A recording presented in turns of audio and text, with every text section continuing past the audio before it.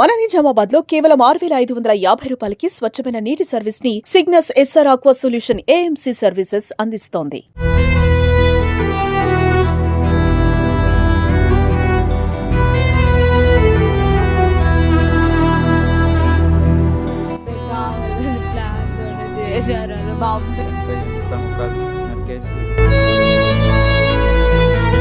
గొడ్డలతో చాకులతో ఎక్కడ. నమస్తే, welcome to Suman TV. Car డిక్కీలో మహిళా శవం.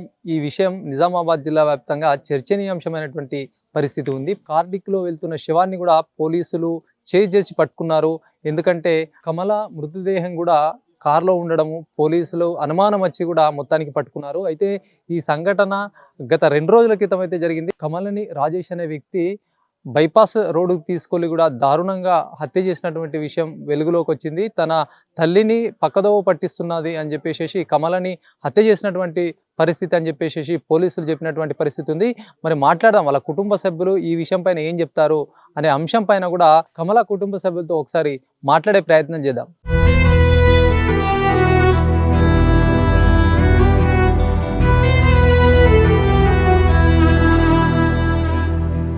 కమల వాళ్ళ అబ్బాయి ఉన్నాడు. కమలకు మొత్తం కూడా 2 పిల్లలు, ఒక అబ్బాయి ఒక అమ్మాయి. వాళ్ళు స్థానికంగా కాకుండా కూడా వాళ్ళ ఉద్యోగరీత్యా వేరే దగ్గర ఉండే వాళ్ళని చెప్పి చెప్తున్నారు.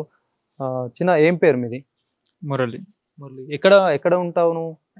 నేను ముబారక్ నగర్ ఇక్కడ. ఎట్లా అంటే మీ అమ్మ చనిపోయిన విషయము మీకు ఎప్పుడు తెలిసింది? నాకు నెక్స్ట్ రోజు తర్వాత 1-2 తెలిసింది. అయితే ఇక్కడికి వెళ్ళి బండిలో తీసుకొని వచ్చి అక్కడ కారులో ఎక్కించుకొని డిమార్ట్ వెనుక పొడి చేసి ఇటు దాస్నగర్ చెరువులో వేద్దామని వెళ్ళాడు. వెళ్ళి అక్కడ చూసే వరకు పోలీసులు గమనించి కారు వెనుక వెళ్ళి అరెస్ట్ చేశారు.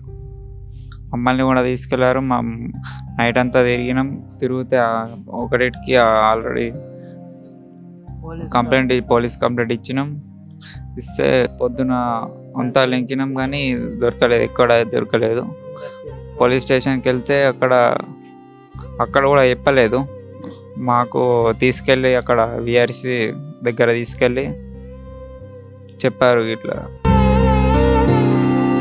మీ మమ్మీ కారు తీసుకొచ్చారు, కారు డిక్కీలో పెట్టారు, చూసేవారికి నరికేసి కారులో పెట్టారు. చాలా ఆవేదనలు ఉన్నారు కుటుంబ సభ్యులు. చెప్పడానికి కూడా ఆ మాటలు రావడం లేదు. కమల వాళ్ళ కూతురున్నారు, మాట్లాడదాం.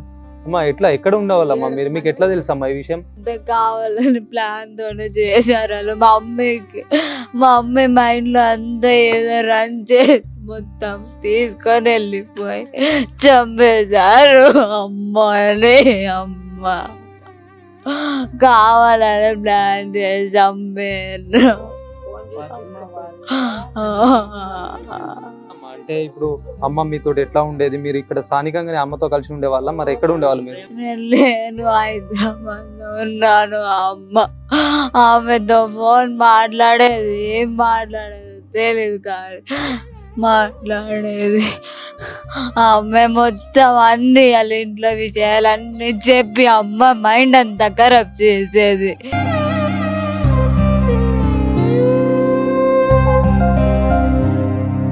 అసలు ఎట్లా ఎవరు చెప్పారు, ఏమని చెప్పారు మీకు? అట్లా ఇక్కడికి రావడానికి ముందు మీకు చనిపోయారని చెప్పారా? మీ అమ్మ చనిపోయిందని చెప్పారా? ఎట్లా తెలుసుకున్నారు విషయం? వెళ్ళి చూసాచి చెప్పాను, నాకేం తెలియదు. నేనే చెక్ చేయి, అక్కడే చెక్ చేయి, ఇక్కడే చెక్ చేయని తమ్ముడికి చెప్పా. కమల వాళ్ళ భర్త ఉన్నారు, మాట్లాడదాం. అసలు ఏం జరిగింది, ఎట్లా ఉంటే ఇంతకుముందు అసలు ఏమైనా గొడవలు ఉంటుండేనా ఏంది అని తెలుసుకుందాం. ఇప్పుడు ఎవరైతే చంపిన వ్యక్తి రాజేష్ ఉన్నాడో, రాజేష్ మీ కుటుంబ సభ్యులకు ఏమైనా ఇంతకుముందే పరిచయం లేదు. ఇయో పద్మ మా కమలయ్య 10 సంవత్సరాలు బీడి కంపెనీలో పనిచేసినారు. దాంతో వాళ్ళు 2 ఇట్లా ఫ్రెండ్స్ లాగా పరిచయం అయ్యారు. అయితే మొన్న మాకు డాక్టర్ గ్రూప్లో 2 లక్షలు వచ్చినాయి. అయితే ఆమె ఏం చేసింది, పద్మ నాకు ఒక 50,000 ఇయ్యు లేకుంటే 1,00,000 రూపాయలు ఇయ్యు అని మా కమలకు అడుగుతూనే ఉన్నది. వారం రోజుల నుంచి నేను గమనిస్తూ ఉన్నా. ఆమె ఇంతకు ముందు రాకపోతుండే, ఇప్పుడు వారం రోజుల నుంచి అచ్చుకుంటూ పోతుంది నైట్లో. అయితే మా కమల ఇవ్వలేదు. అయితే ఆఖరికి వస్తే ఏమని వేద్దాం అని చెప్పి ఈ పద్మ ఆ పెద్ద కొడుకు ప్లాన్ వేసి గిట్ల గిట్ల చేసేద్దాం అని ప్లాన్ వేసిర్రు. అయితే ఏమైంది, మేము డ్యూటీకి వెళ్ళినాం, మేము ఇంటికాడ ఓడలేరు, పక్కింటి వాళ్ళు కూడా ఓడలేరు. అయితే 5:30కి వచ్చి ఆ కార్ తీసుకొని వచ్చి మా మా అమ్మ రమ్మంటుంది నిన్న అని చెప్పేసి కార్లోని తీసుకెళ్ళాడు. అంటే డైరెక్ట్ ఇక్కడ ఇంటికి వచ్చి తీసుకుపోయాడా? ఇంటికి వచ్చి తీసుకెళ్ళాడు, లెక్కించుకొని తీసుకెళ్ళారు. అయితే తీసుకెళ్ళిన తర్వాత మేము అనుకున్నాం, నేను వచ్చి 5:30కు ఫోన్ చేసినాను. ఫోన్ చేస్తే తాళం ఎక్కడుంది దర్వాజా అంటే ఆడ తలిగేసిన అని చెప్పింది. తలిగేసరికి మరి నువ్వు ఎక్కడు అని నాకు ఆలోచన రాలేదు. ఆయనతో తాళం తీసుకొని ఎట్లయినా వస్తానని రోజు వచ్చే అలవాటే ఉంది కదా, అందుగురించి నేను ఏమనలేదు ఆ టైంలో. ఆయనతో 8 అవుతుంది ఇంకా వస్తలేదని చెప్పేసరికి మళ్ళీ 8 నుంచి స్విచ్ ఆఫ్ వస్తుంది ఫోను. ఈ స్విచ్ ఆఫ్ వస్తుంది ఎట్లా అంటే ఆయనతో మా కూతురుకి 5-6 ఫోన్ చేసిన, లేదా మా అమ్మ లేదు కదా ఇట్లా అంటే తిరిగి రాపో మొత్తం తమ్ముడు నువ్వు మొత్తం తిరిగి రాపోరంటే మొత్తం నైట్లో తిరిగి వచ్చినాము, ఎక్కర్లేదు. 1:30కు మేము పోలీస్ కంప్లైంట్ ఇచ్చినాము అక్కడ రూరల్ పోలీస్ స్టేషన్లో. అప్పుడు ఆయన తీసుకున్నాడు కంప్లైంట్.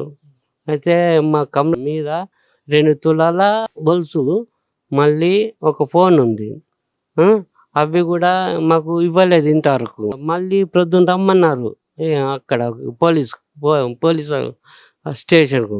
ప్రొద్దున వెళ్ళినాం, వెళ్ళే వరకే ఉండు అని చెప్పి ఎస్ఐ రాని, ఆ సార్ రాని, ఈ సార్ రాని అని 4-5 గంటలు అక్కడనే వేచి ఉన్నాము. అయితే అవి తట్టుకుంటా లేను, ఏడ్చుడు బాగా ఏడ్చిన, ఇంకా టైం అవుతుంది. ఇక్కడ ఎవరు మీ మిస్సెస్ లేదని చెప్పేసి మీకు ఇంటికి వచ్చినాకనే తెలిసిందా? మీరు ఏం చేస్తారు అసలు? మేము బీడి కంపెనీలో పనిచేసి డ్యూటీ అయిపోయి ఇంటికి వచ్చిన, లాక్ ఉంది, ఎవరు లేరు. మా ఆవిడకు ఫోన్ చేస్తే లాక్ ఏడునంటే ఇక్కడున్నా అని చెప్పింది. ఎన్ని గంటలకు చేశారు మీరు?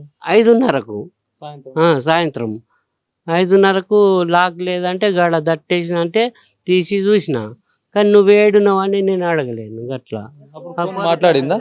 అప్పుడు ఫోన్ 5:30కు వచ్చినప్పుడు ఫోన్ మాట్లాడింది. ఇక తర్వాత 7 అవుతుంది ఎట్లయినా వస్తుంది కదా అని చెప్పేసి మాకు కామన్గానే వస్తుంది పోతుంది 7 గంటలకు. ఇక అట్లా వస్తుంది అనుకొని నేను సపడకున్నా. ఇక వస్తలేదు 8 గంటలకు ఫోన్ చేసరికి ఫోన్ స్విచ్ ఆఫ్ వస్తుంది. స్విచ్ ఆఫ్ వస్తుందంటే ఇక మా బేబీకి అందరికి, మా చుట్టాలందరికీ ఫోన్లు చేసేసరికి ఈడికి రాలేదు, ఆడికి రాలేదు అని అందరు చెప్పారు. అంత నా బిడ్డకు కూడా చెప్పేసిన 5-6 ఇట్లా. మరి తమ్ముడు నువ్వు మొత్తం లేకి రావాలంటే పోయి వచ్చినాం, మొత్తం తిరిగి వచ్చినాం. నైట్లో 4 పోయినాం, ఎక్కడ దొరకలేదు సార్. అయితే ఆ రోజు పోలీస్ కంప్లైంట్ చేసారు, మరి తెల్లారి మీకు పోలీసులు ఎన్ని గంటలకు ఇట్లా మీ మిస్సెస్ చనిపోయిందని చెప్పారు? ఆ విషయం చెప్పలే. అది వాళ్ళు ఏం చెప్పారు, గీమేనా మీ భార్య అంటే అని చెప్పిన. కానీ వాళ్ళు ఏం చెప్పారు, ఇట్లా అంటే వేరే వాళ్ళు పోలీసులు బైపాస్ దగ్గర ఈమెను గిట్లా వేసి పట్టుకొని డిక్కీలో దాచేటంగా వాళ్ళను వెంబడించి పట్టుకున్నారని చెప్పారు అంతే. ఇప్పుడు పద్మ చెప్పినట్టు పెద్ద కొడుకుని ఇట్లా వేయరంటే వాళ్ళ కొడుకు, పెద్ద కొడుకు అలా అమ్మ చెప్పినట్టు చెప్పి ఆయనతో అయ్యో ఇట్లా అంటే చేసేసి గొడ్డలతో చాకులతో ఎక్కడ పొడిచేసారు. అట్లా అసలు ఎందుకోసం హత్య చేయాల్సిన అవసరం ఏమొచ్చింది, అసలు ఎందుకోసం చెప్పారు? అయితే పైసలు ఇవ్వని దానికి ఒకటి కోయి పెట్టుకున్నది, ప్లస్ పాయింట్ రిజిస్ట్రేషన్ ఇల్లు చేయించుకున్నా, అదొకటి. చేసుకున్నారు మేము అంటే కమల పేరట. ఇప్పుడు నా పేరుండి ఇంతకు ముందు, ఇప్పుడు మా కమల పేరట రిజిస్ట్రేషన్ చేయించుకున్న ఇల్లా, ఇప్పుడు ఉంటున్న ఇల్లా రిజిస్ట్రేషన్ చేయించుకున్నాక ఇంకా పైసలు అడిగింది. పైసలు ఇవ్వనగానే కోయి పట్టి 1 రోజుల్లో ఇట్లా వేసారు అని చెప్పేసి ఇట్లా అయిపోయింది. మరి మిగతా కుటుంబ సభ్యులు సైతం ఉన్నారు, మాట్లాడదాం. ఇప్పుడు చనిపోయిన కమలకు మీరు ఏమవుతారు? నేను తమ్ముని అయితే సార్. జరిగింది, ఎందుకు ఇట్లా ఆ వ్యక్తి రాజేష్ అనే వ్యక్తి ఎందుకు చంపాల్సి వచ్చిందని మీరు అంటున్నారు? అంటే మా అక్కకు వాళ్ళ అమ్మకి సోపతి ఉండే 20 సంవత్సరాలు వచ్చి సోపతి మధ్యలో, ఎందుకంటే మా అక్క రిజైన్ చేసిన తర్వాత పిఏ పైసలు అవి ఇవి వస్తాయి కదా సార్.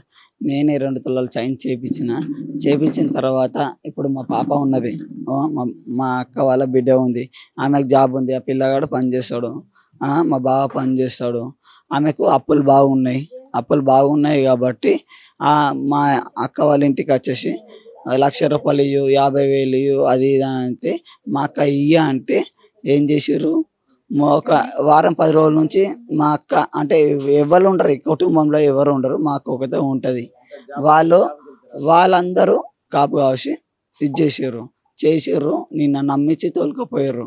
ఎప్పుడు మొన్న ఎల్లుండి తోలుకపోయి ఇక ఇక్కడనే ముబారక్ నగర్ నేను మీ అట్లా దాకా ఉండే ఆ నుంచి దానికి మొత్తం మంది కలిపిర్రా ఏం కలిపిర్రో తెలియదు.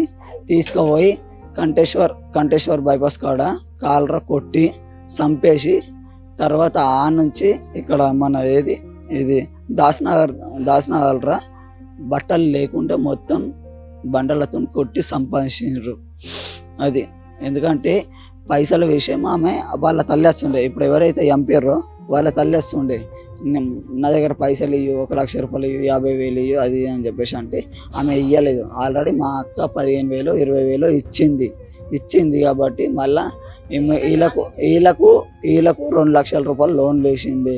నువ్వు కంప్లై ఇయ్యు అంటే నా దగ్గర లేవు సార్, నాకే ఇల్లు పని ఉన్నది అది అని చెప్పేసి అంటే ఏమన్నారు, సరే అని చెప్పేసి అన్నారు. ఒక వారం 10 రోజుల నుంచి ఇక్కడ గస్తీ కాస్తున్నారు. మా అక్క వాళ్ళ ఫ్రెండ్ ఇప్పుడు ఎవరైతే ఇప్పుడు చంపిన వాళ్ళు ఉన్నారో పద్మ అనేట ఆమె వాళ్ళ కొడుకులకు చెప్పి ఇక దీన్ని నమ్మించి మోసం చేద్దామని చెప్పేసి ఇక్కడనే ముబారక్ నగర్ గురువారం రోజు 8 గంటల దాకా వాళ్ళ ఇంట్లోనే ఉంటే అక్కడ నుంచి తీసుకుపోయి బైపాస్ దగ్గర కొట్టి అది అక్కడ పడేసారు సార్. కారు డిక్కీలో సార్, కనీసం బట్టలు లేవు సార్, అంత ఘోరంగా చేసారు. మీరు కొంచెం న్యాయం చేయాలా. నేను ఎందుకంటే ఇది మొత్తం నా కన్న తల్లికి నా అక్కకు జరిగిందని కాదు, ఇవాళ ప్రపంచం మొత్తం తెలియాలి. మీరు మీడియా మిత్రులందరికీ నేను ఒకటే తెలియజేసుకున్నది, ఇప్పుడు నా తల్లి పోయింది, నా అక్క పోయింది, వీళ్ళు పిల్లలు అనాథలయ్యారు సార్. మీరు కొంచెం మీడియా మిత్రులందరికీ దయచేసి చేతులు ఎత్తి మొక్కుతున్నా సార్. మీరు మాత్రమైతే ఇది జర హై లెవెల్ చేయండి సార్, అంతే నాకు కోరుకునేది. చెప్పండి ఏమంటున్నారు. ఈ ఊరిలో మా ఫ్యామిలీ గురించి అడగండి, వాళ్ళ ఫ్యామిలీ గురించి అడగండి, ఎవరు ఎలా ఉంటారు, ఎవరు ఎలా నటిస్తారు, ఎవరు ఉన్నారు, ఎవరి క్యారెక్టర్స్ ఎలాంటివి అన్నీ తెలుస్తాయి. ఆమె ఎలా ఉంటుందో మా అమ్మ ఎలా ఉంటుందో ఇక్కడున్న అందరికీ తెలుసు. ఈ ఊరు వాళ్ళకి వాళ్ళు ఎక్కడ ఉంటారమ్మా పద్మ వాళ్ళు, వాళ్ళ ఫ్యామిలీ అంతా ఎక్కడ ఉంటారు? ఇక్కడే ఉంటారు. ఆమెకి చెప్పా, అమ్మ ఇంటికి రావద్దు, మా అమ్మతో ఇలా మాట్లాడొద్దు, ఇవన్నీ ఎందుకు అసలు మాట్లాడకు అని నేను చెప్పా అమ్మకి కూడా. అమ్మ వినలేదు, మాట్లాడుతూనే ఉంటుండే. తెలిసిందంటే మేము మళ్ళీ కంప్లైంట్ చేయడానికి వెళ్ళాం, మిస్సింగ్ కేసు కనిపించట్లేదని మీరు కంప్లైంట్ చేసి వెళ్ళాం. వెళ్తే ఫస్ట్ మా చిన్నాన్న తమ్ముడు వెళ్ళిండ్రు, వెళ్తే ఫోటోలు తీసుకురమ్మన్నారు. ఫోటోలు తీసుకురమ్మంటే ఫోటోలు తెచ్చిన తర్వాత మా బాబాయ్ ఏడుస్తున్నాడు. మా తమ్ముడు ఫోన్ చేసి అన్న నాన్న ఏడుస్తున్నాడు అంటే నేను వెళ్ళిన తర్వాత నేను ఊకోబెట్టిన తర్వాత నాకు పోలీసుల కన్నా ముందే నాకు బయట ఇన్ఫర్మేషన్ తెలిసిపోయింది. 1 గంటకి ఫలానా వ్యక్తి చనిపోయింది అని చెప్పేసి నాకు అక్కడ వేరే వాళ్ళు కేసు కచ్చిర్రు, 2 లేడీస్ నాకు బయట పిలుచుకున్నారు. నాన్న నేను ఫోటో చూసిన ఆమె చనిపోయింది, కాకపోతే మీ నాన్నకు ధైర్యం చెప్పు అని చెప్పేసిరు. కానీ పోలీసు వాళ్ళు ఏంటంటే వీళ్ళు అటు కెమెరాలు వాళ్ళందరినీ చూసుకుంటారు కదా, అన్నీ అక్కడ అరేంజ్మెంట్ అయిన దాకా వాళ్ళు మాకు చెప్పలేరు. వీళ్ళకి చెప్పకపోయేసరికి ఇక నాకు తెలిసింది నేను వీళ్ళకి చెప్పలే. మనసులో దాచుకొని వీళ్ళకి టిఫిన్ చేయించిన, తమ్ముడికి టిఫిన్ చేయించిన తర్వాత మళ్ళీ సార్కి లేనప్పుడు సార్కి చూపించిన ఫోటో. సార్కి చూపిస్తే కన్ఫామ్ చెప్పలేము ఆమెని బాడీ అని చెప్పిండు. పోయి ముఖం చూసిన దాకా తెలియదు, అట్లున్నది. ముఖం ఎట్లా ఉండే, ఆ బాడీ పరిస్థితి ఎట్లా ఉండే మీరు చూసినప్పుడు? డిక్కీలో చూస్తే డిక్కీలో ఇట్లా బండేసింది ఉంది. అయితే డిక్కీలో బండేసింది ఉంటే ఈ చేయి తీసేసరికి కథ నేను స్టన్ అయిపోయినా. కంటి నీరు ఆగిపోయింది, గుండె ఏదైపోయింది. మా నాన్న అన్నే పడిపోయిండు. మా కమల చిన్నమ్మని కన్ఫామ్ అయిపోయింది. ఈ పోలీసు వాళ్ళు అన్నారు తీసి బాబు కింద వండ పెట్టిర్రు అని అన్నారు. తీసి కింద వండబెట్టినాం. ఇట్లా తలకాయ మంచి పెట్టారు అన్నారు, పెట్టినాం. వీడియో తీసుకున్నారు, ఫోటో తీసుకున్నారు. ఫోటో తీసుకున్న తర్వాత మళ్ళీ బాబు డిక్కిలేసేయండి అని అన్నారు. డిక్కిలేసేసినాం. అయితే వీళ్ళని పొమ్మన్నారు. పొమ్మంటే సార్ వాళ్ళు పోరు, ఎందుకంటే వెహికల్ మీద వచ్చిర్రు. మీరు వెహికల్ మీద దొరికొచ్చారు కదా, వెహికల్ మీదే దొరికిపోరు. మనం బండ్ల మీద రాలేరు వీళ్ళు, రాలేని పరిస్థితి. ఎందుకంటే ఇక భార్యనే రాలేని పరిస్థితి. మేమంటే ఏదో గుండె ధరణం తోటి వస్తాం. ఏ ప్లేస్ లో అక్కడ మొత్తం కార్ లో ఉన్న బాడీ మీకు చూపించారు? దాసనగర్ కెనాల్ కట్ట మన ఇటు మన అక్కడ పడేద్దాం అనుకున్నాడా మరి? అది ఏమనుకున్నాడో తెలియదు. అది ఈ చెయ్యి యాసిడ్ పోసిండు, ఈ చెయ్యి ఇదైంది. మళ్ళా ఈ తలగా ఇటు తిప్పమన్నాడా, ఈ తల ఇప్పుడు ఇటు తిప్పేసరికి ఈ నుంచి ఇక్కడ దాకా గొడ్డలతో నరికేసిండు. ఇటు పోయింది. ఫోటో కూడా ఉంది నా ఫోన్లో. అటు పోయింది. మళ్ళా నెత్తికి కాళ్ళు పట్టి గుంజినట్టున్నాడు. బబ్బిలి ముళ్ళు నెత్తికి ఉన్నాయి. ముళ్ళు తీసేసినాం. ఇంత పొడి ముళ్ళు ఉన్నాయి. కాళ్ళకు గుచ్చుకుంటే దిగుతాయి అసలు ముళ్ళు. దెబ్బ తలగని చోటు లేదు. మళ్ళా అనద్దుగా చేసినట్టు ఉంది. నేను చూసిన ఇది ఈడు దాకా ఉంది, ఇవి ఈడు దాకా ఉంది. మళ్ళీ ఇటు అంతే రాలేదు, అంటే బాడీ టైట్ అయిపోతుంది కదా, రాలేదు. మళ్ళీ ఇటు కింది కన్నా చీర పైకన్నా అని మళ్ళీ దింపాను. కిందికి దింపి మళ్ళీ కార్ల బండ పెడితే ఈయన వెనుక ఈపులో మొత్తం గుంజితే మనకు ఈపులో మా ఇదే తోలేసిపోతుంది చూడు, అట్లా ఈపులో మొత్తం తోలేసిపోయింది.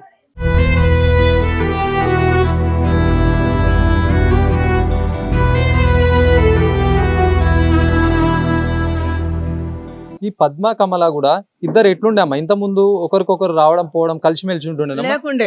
ఇది నడుమంత్రం కలిసింది. నడుమంత్రం కలిసి పైసలు వచ్చి నుంచి ఆమె మీద కన్నేసింది. ఆమె మీద కన్నేసి మాకు పైసలు అన్నది. ఆ పాపకి ఎప్పుడైతే దూటి దొరికిందో ఆమె పైసలు తెచ్చుకున్నదో ఆమె మీద కన్నేసింది. ఇక ఏమైనా ఆమెకి ఏం పెట్టేసిండ్రు, వాళ్ళ ఇంట్లోకి బిడిలు చేయదు పోతుండే. పోతే నన్ను ఏం చేస్తున్నా అనుకున్నది. కానీ ఇటు దాకా తెచ్చింది. ఇక అంతే. ఆ కమల మంచి మనిషి, అయ్యా చక్కని మనిషి ఆమె. ఒకటి ఇప్పుడు అంతా ఏమంటున్నారు అంటే అక్కడ వాళ్ళు గాని కమల ఆ పద్మని తప్పవదవ పట్టించింది అని చెప్పేసి ఆ రాజేష్ అనే వ్యక్తి చంపిండని చెప్పేసి చెప్తున్నారు కదమ్మా. అమ్మ ఆ సారు మేము ముగ్గురు అన్నదమ్ములాలు అక్కడ నేగులకనే ఇక్కడ వచ్చి కిరాయి ఉన్నది. పెద్ద ఆయన మస్తు కట్టుకున్నాడు, ఇల్లు కట్టుకున్నాడు. అలా యారణతో నేగులక ఇక్కడ ఇల్లు కట్టుకున్నాడు. ఈమె సోపతి పట్టి మొత్తం ఈయన ఉత్తర చేసి ఇప్పుడు ఆమెను కూడా పొందబెట్టేసి ఇచ్చింది. ఆమె కొడుకులు ఆమె దొంగలు ఎట్లా బతికించుకున్న దొంగలు వాళ్ళు మొత్తం దొంగలే. ఇంకొకళ్ళని కూడా చంపుతారు రేపు. ఇక మాకు పోలీసులు వాళ్ళంతా అంటే ఇదే ముబారక్ నగర్ లో మీరు కూడా ఇక్కడ స్థానికుల? ఇక్కడ ఉంటాం. పిల్లలు ఘోరంగా తెల్లని దాకా పొద్దున్న దాకా వాడి వచ్చిన రాత్రి తెల్లని నీకు గంత ఘోరం లేకుండా ఇంక పోయినవైతే పోలీస్ స్టేషన్ కు. వాళ్ళు దొంగలు, అట్టు పుట్టడు దొంగలు.